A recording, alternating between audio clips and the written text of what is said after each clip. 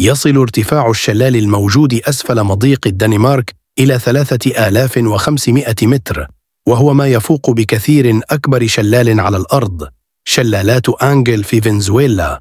بلغ تدفق شلال مضيق الدنمارك حوالي 3,500,000 متر مكعب في الثانية. تعتبر شلالات أنجل أعلى شلال على وجه الأرض، حيث يبلغ ارتفاعها 979 متر وعرضها في الأسفل 150 متر، أي ما يعادل 3 أبراج إيفل مكدسة فوق بعضها البعض.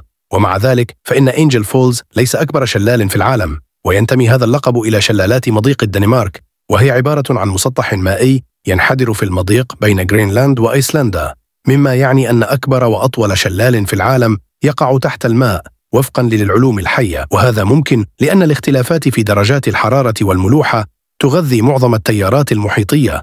وفقاً لآنا سانشيز فيدال، أستاذة العلوم البحرية في جامعة برشلونة في إسبانيا، يعبر مضيق الدنمارك الدائرة القطبية الشمالية، ويعمل بمثابة قمع لتدفق المياه القطبية من بحار الشمال إلى المحيط الأطلسي.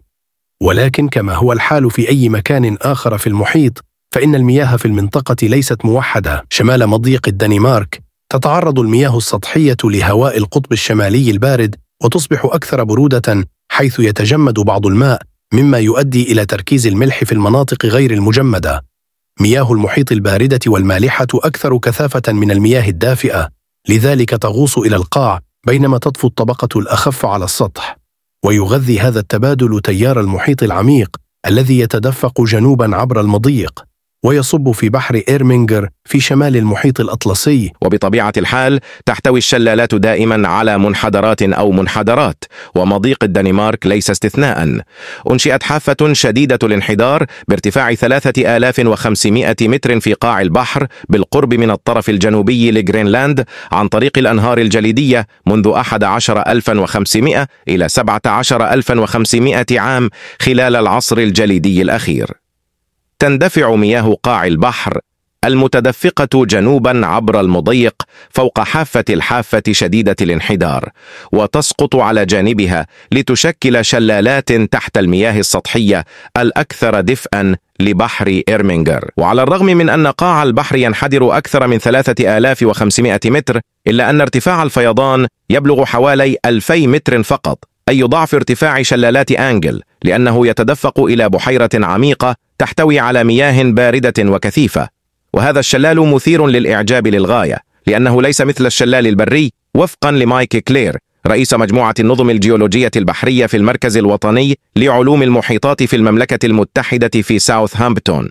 على سبيل المثال، يبلغ اتساع الفيضان عرض مضيق الدنمارك، مما يعني أنه يمتد لمسافة تزيد عن 400 كيلومتر من قاع البحر، ونتيجة لذلك يتدفق الماء بسرعة تبلغ حوالي 0.5 أمتار في الثانية فقط، وهي أبطأ بكثير من سرعة المشي وأقل بكثير من سرعة التدفق عند شلالات نياجرا 109 كيلومترات في ساعة أو 30.5 أمتار في الثانية. المياه الباردة التي تتدفق عبر مضيق الدنمارك هي جزء من نظام من التيارات المحيطية تسمى الدورة الانقلابية للمحيط الأطلسي AMOC، والتي ترسل المياه الدافئة شمالا والمياه الباردة جنوبا في دائرة طويلة في المحيط الأطلسي.